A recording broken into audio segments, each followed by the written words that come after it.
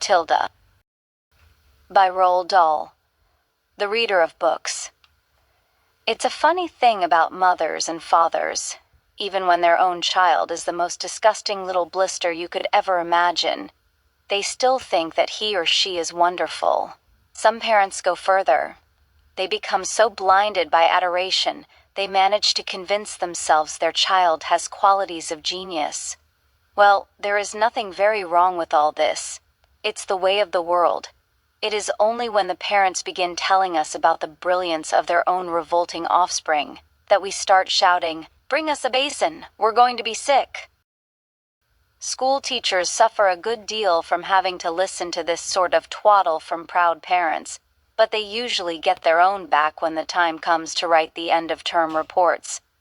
If I were a teacher, I would cook up some real scorchers for the children of doting parents. "Your son Maximilian," I would write, "is a total washout. I hope you have a family business you can push him into when he leaves school because he sure as heck won't get a job anywhere else." Or, if I were feeling lyrical that day, I might write, "It is a curious truth that grasshoppers have their hearing organs in the sides of the abdomen. Your daughter Vanessa, judging by what she's learnt this term, has no hearing organs at all." I might even delve deeper into natural history and say, "The periodical cicada spends 6 years as a grub underground, and no more than 6 days as a free creature of sunlight and air. Your son Wilfred has spent 6 years as a grub in this school, and we are still waiting for him to emerge from the chrysalis."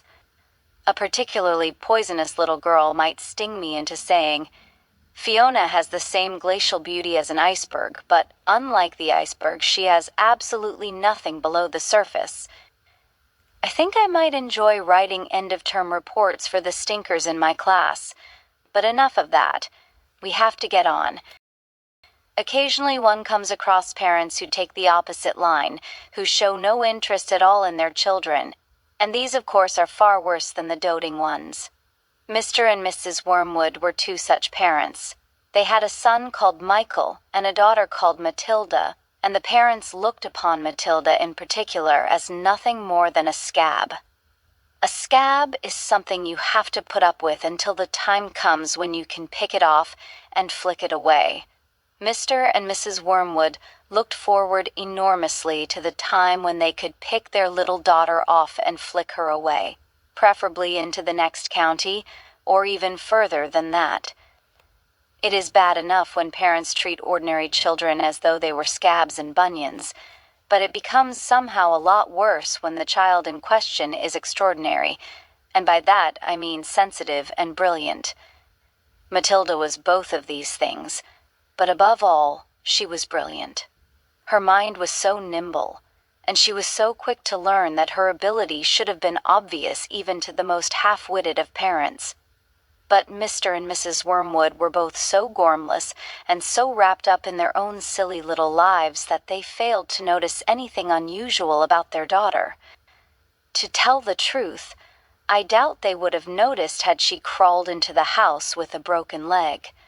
Matilda's brother Michael was a perfectly normal boy, but the sister, as I said, was something to make your eyes pop. By the age of 1½ her speech was perfect, and she knew as many words as most grown-ups. The parents, instead of applauding her, called her a noisy chatterbox and told her sharply that small girls should be seen and not heard. By the time she was 3, Matilda had taught herself to read by studying newspapers and magazines that lay around the house. At the age of 4 she could read fast and well, and she naturally began hankering after books. The only book in the whole of this enlightened household was something called Easy Cooking, belonging to her mother, and when she had read this from cover to cover and had learnt all the recipes by heart, she decided she wanted something more interesting. "Daddy," she said, "do you think you could buy me a book?" "A book?" he said. "What do you want a flaming book for?" "To read, Daddy." "What's wrong with the telly, for heaven's sake? We've got a lovely telly with a 12-inch screen, and now you come asking for a book. You're getting spoiled, my girl."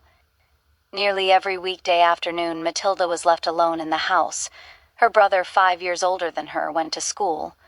Her father went to work, and her mother went out playing bingo in a town 8 miles away.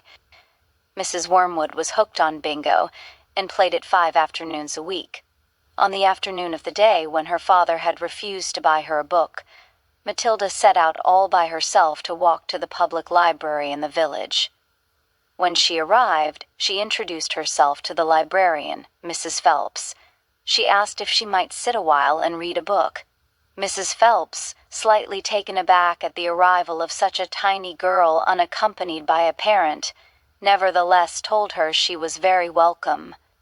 "Where are the children's books, please?" Matilda asked. "They're over there on those lower shelves," Mrs. Phelps told her. "Would you like me to help you find a nice one with lots of pictures in it?" "No, thank you," Matilda said. "I'm sure I can manage." From then on, every afternoon, as soon as her mother had left for bingo, Matilda would toddle down to the library. The walk took only 10 minutes, and this allowed her 2 glorious hours sitting quietly by herself in a cozy corner, devouring one book after another. When she had read every single children's book in the place, she started wandering round in search of something else. Mrs. Phelps, who had been watching her with fascination for the past few weeks, now got up from her desk and went over to her. "Can I help you, Matilda?" she asked.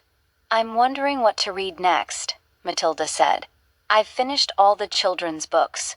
"You mean you've looked at the pictures?" "Yes, but I've read the books as well." Mrs. Phelps looked down at Matilda from her great height, and Matilda looked right back up at her. "I thought some were very poor," Matilda said, "but others were lovely. I liked The Secret Garden best of all. It was full of mystery. The mystery of the room behind the closed door and the mystery of the garden behind the big wall." Mrs. Phelps was stunned. "Exactly how old are you, Matilda?" she asked. 4 years and 3 months, Matilda said.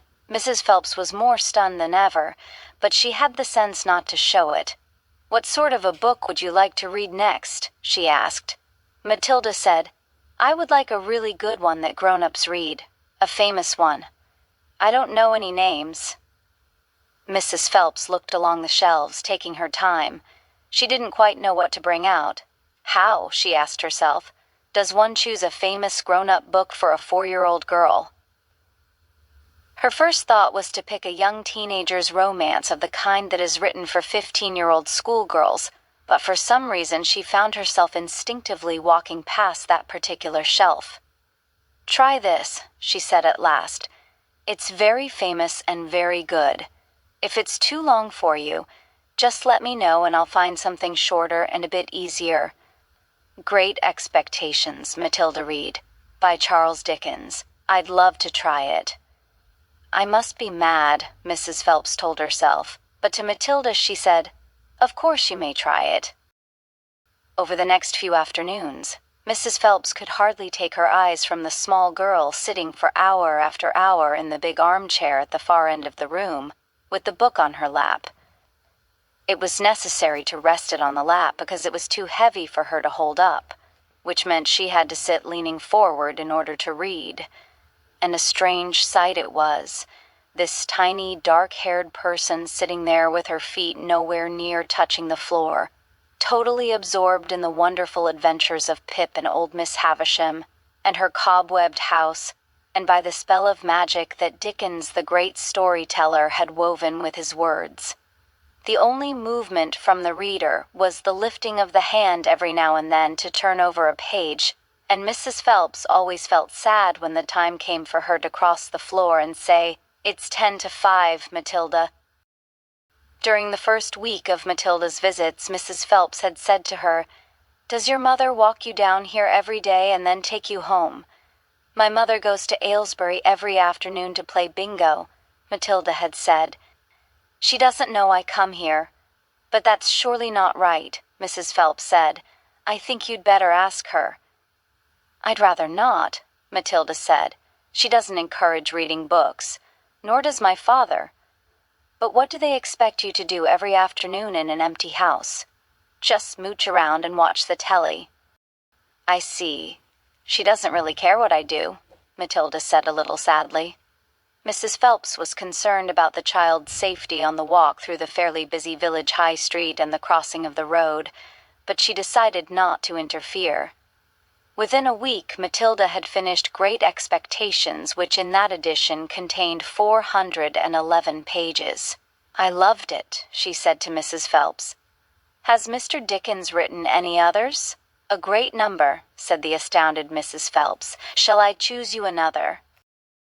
Over the next 6 months, under Mrs. Phelps's watchful and compassionate eye, Matilda read the following books: Nicholas Nickleby by Charles Dickens, Oliver Twist by Charles Dickens, Jane Eyre by Charlotte Bronte, Pride and Prejudice by Jane Austen, Tess of the D'Urbervilles by Thomas Hardy, Gone to Earth by Mary Webb, Kim by Rudyard Kipling, The Invisible Man by H.G. Wells, The Old Man and the Sea by Ernest Hemingway, The Sound and the Fury by William Faulkner, The Grapes of Wrath by John Steinbeck, The Good Companions by J.B. Priestley, Brighton Rock by Graham Greene, Animal Farm by George Orwell.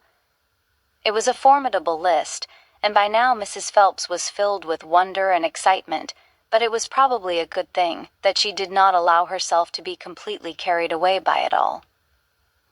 Almost anyone else witnessing the achievements of this small child would have been tempted to make a great fuss and shout the news all over the village and beyond, but not so Mrs. Phelps.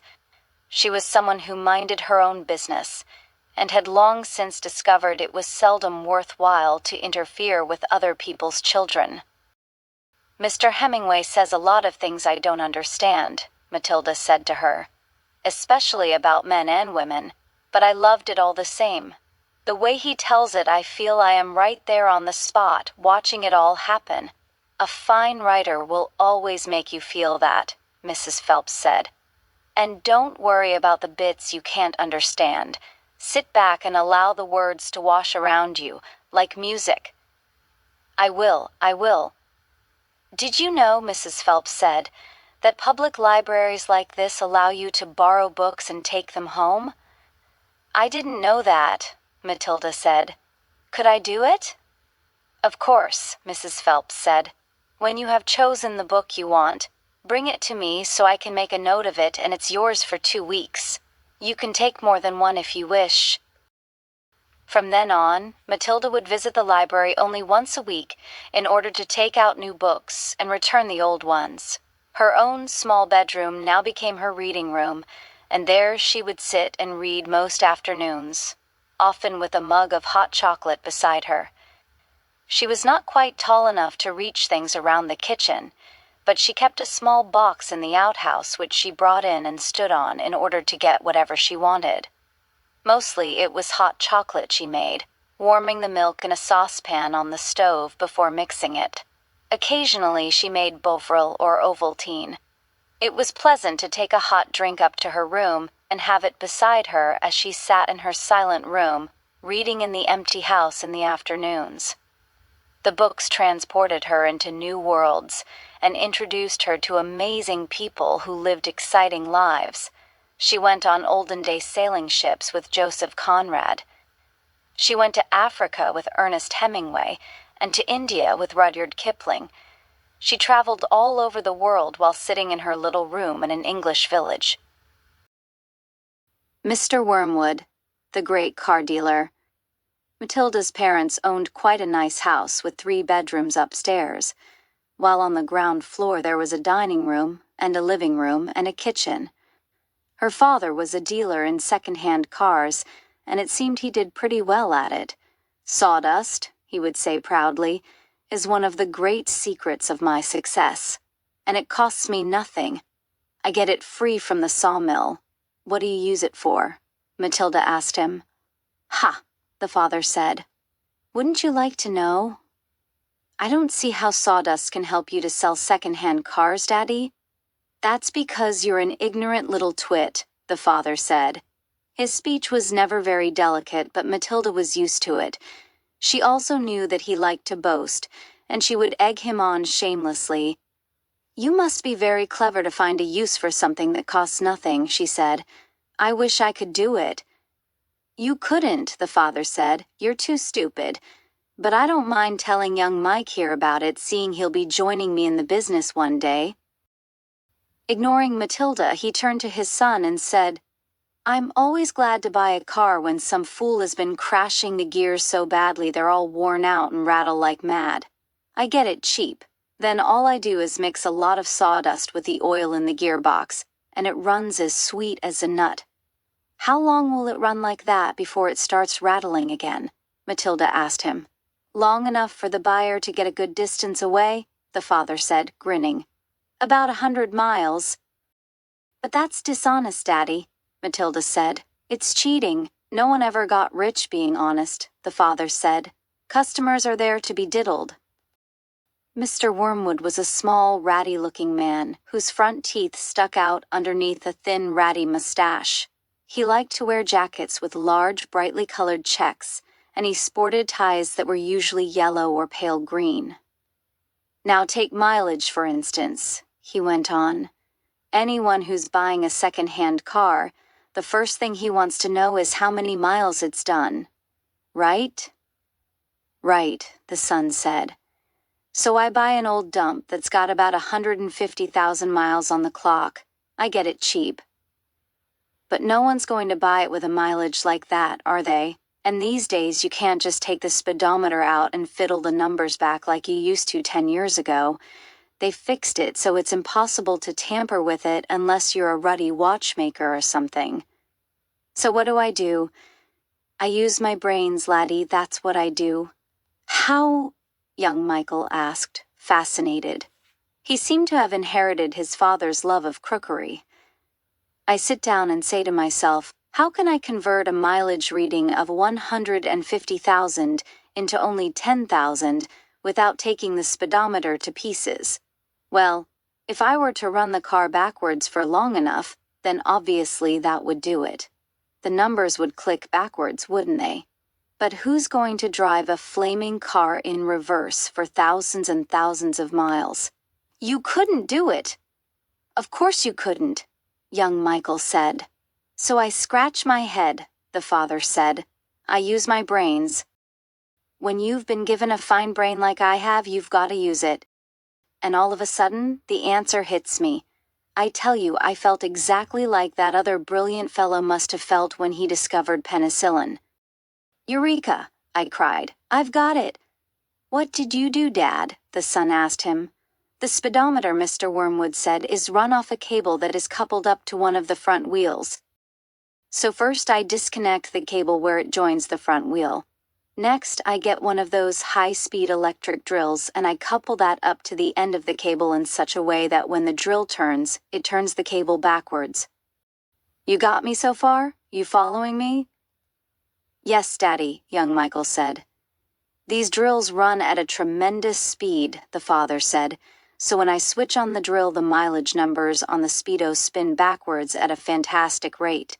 I can knock 50,000 miles off the clock in a few minutes with my high-speed electric drill.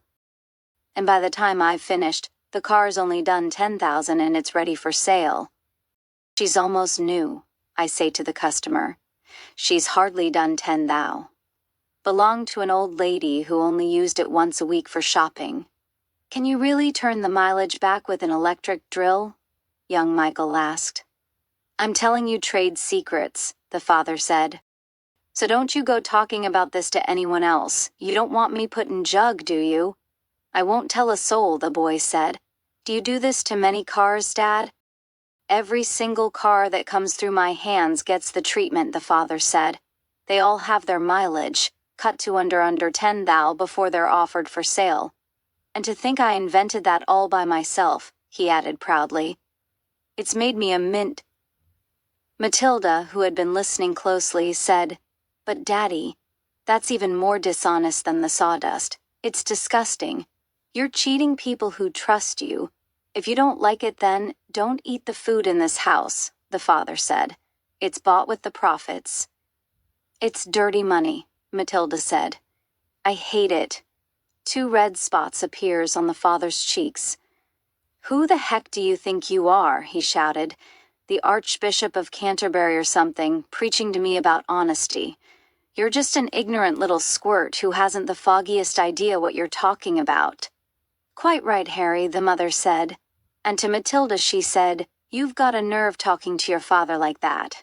Now keep your nasty mouth shut so we can all watch this program in peace." They were in the living room, eating their suppers on their knees in front of the telly.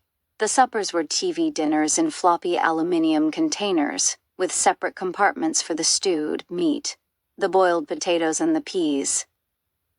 Mrs. Wormwood sat munching her meal with her eyes glued to the American soap opera on the screen. She was a large woman whose hair was dyed platinum blonde, except where you could see the mousy brown bits growing out from the roots. She wore heavy makeup, and she had one of those unfortunate bulging figures where the flesh appears to be strapped in all around the body to prevent it from falling out. "Mummy," Matilda said, "would you mind if I ate my supper in the dining room so I could read my book?" The father glanced up sharply. "I would mind," he snapped. "Supper is a family gathering and no one leaves the table till it's over." "But we're not at the table," Matilda said. "We never are. We're always eating off our knees and watching the telly." "What's wrong with watching the telly, may I ask?" the father said. His voice had suddenly become soft and dangerous. Matilda didn't trust herself to answer him, so she kept quiet. She could feel the anger boiling up inside her. She knew it was wrong to hate her parents like this, but she was finding it very hard not to do so. All the reading she had done had given her a view of life that they had never seen. If only they would read a little Dickens or Kipling, they would soon discover there was more to life than cheating people and watching television. Another thing, she resented being told constantly that she was ignorant and stupid when she knew she wasn't. The anger inside her went on boiling and boiling, and as she lay in bed that night she made a decision. She decided that every time her father or her mother was beastly to her, she would get her own back in some way or another. A small victory or two would help her to tolerate their idiocies and would stop her from going crazy. You must remember that she was still hardly 5 years old, and it is not easy for somebody as small as that to score points against an all-powerful grown-up. Even so, she was determined to have a go. Her father, after what had happened in front of the telly that evening, was first on her list. The hat and the superglue. The following morning, just before the father left for his beastly second-hand car garage, Matilda slipped into the cloakroom and got hold of the hat he wore each day to work. She had to stand on her toes and reach up as high as she could with a walking stick in order to hook the hat off the peg, and even then she only just made it. The hat itself was one of those flat-topped pork pie jobs with a jay's feather stuck in the hat band, and Mr. Wormwood was very proud of it. He thought it gave him a rakish, daring look, especially when he wore it at an angle with his loud check jacket and green tie. Matilda, holding the hat in one hand and a thin tube of superglue in the other, proceeded to squeeze a line of glue very neatly all round the inside rim of the hat. Then she carefully hooked the hat back onto the peg with the walking stick. She timed this operation very carefully, applying the glue just as her father was getting up from the breakfast table. Mr. Wormwood didn't notice anything when he put the hat on, but when he arrived at the garage he couldn't get it off. Superglue is very powerful stuff, so powerful it will take your skin off if you pull too hard. Mr. Wormwood didn't want to be scalped, so he had to keep the hat on his head the whole day long, even when putting sawdust in gearboxes and fiddling the mileages of cars with his electric drill. In an effort to save face, he adopted a casual attitude, hoping that his staff would think that he actually meant to keep his hat on all day long just for the heck of it, like gangsters do in the films. When he got home that evening, he still couldn't get the hat off. "Don't be silly," his wife said. "Come here. I'll take it off for you." She gave the hat a sharp yank. Mr. Wormwood let out a yell that rattled the window panes. "Ow, Bo!" he screamed. "Don't do that! Let go! You'll take half the skin off my forehead." Matilda, nestling in her usual chair, was watching this performance over the rim of her book with some interest. "What's the matter, Daddy?" she said. "Has your head suddenly swollen or something?" The father glared at his daughter with deep suspicion but said nothing. "How could he?" Mrs. Wormwood said to him. "It must be superglue. It couldn't be anything else. That'll teach you to go playing round with nasty stuff like that. I expect you were trying to stick another feather in your hat." "I haven't touched the flaming stuff," Mr. Wormwood shouted. He turned and looked again at Matilda, who looked back at him with large, innocent brown eyes. Mrs. Wormwood said to him, "You should read the label on the tube before you start messing with dangerous products. Always follow the instructions on the label." "What in heaven's name are you talking about, you stupid witch?" Mr. Wormwood shouted, clutching the brim of his hat to stop anyone trying to pull it off again. "Do you think I'm so stupid I'd glue this thing to my head on purpose?" Matilda said. "There's a boy down the road who got some superglue on his finger without knowing it, and then he put his finger to his nose." Mr. Wormwood jumped. "What happened to him?" he spluttered. "The finger got stuck inside his nose," Matilda said, "and he had to go around like that for a week. People kept saying to him, 'Stop picking your nose,' and he couldn't do anything about it. He looked an awful fool." "Serve him right," Mrs. Wormwood said. "He shouldn't have put his finger up there in the first place. It's a nasty habit. If all children had superglue put on their fingers, they'd soon stop doing it." Matilda said, "Grown-ups do it too, Mummy. I saw you doing it yesterday in the kitchen." "That's quite enough from you," Mrs. Wormwood said, turning pink. Mr. Wormwood had to keep his hat on all through supper in front of the television. He looked ridiculous, and he stayed very silent. When he went up to bed, he tried again to get the thing off, and so did his wife, but it wouldn't budge. "How am I going to have my shower?" he demanded. "You'll just have to do without it, won't you?" his wife told him. And later on, as she watched her skinny little husband skulking around the bedroom in his purple-striped pajamas with a pork pie hat on his head, she thought how stupid he looked. Hardly the kind of man a wife dreams about, she told herself. Mr. Wormwood discovered that the worst thing about having a permanent hat on his head was having to sleep in it. It was impossible to lie comfortably on the pillow. "Now do stop fussing around," his wife said to him after he had been tossing and turning for about an hour. "I expect it will be loose by the morning, and then it'll slip off easily, but it wasn't loose by the morning and it wouldn't slip off." So Mrs. Wormwood took a pair of scissors and cut the thing off his head, bit by bit, first the top and then the brim.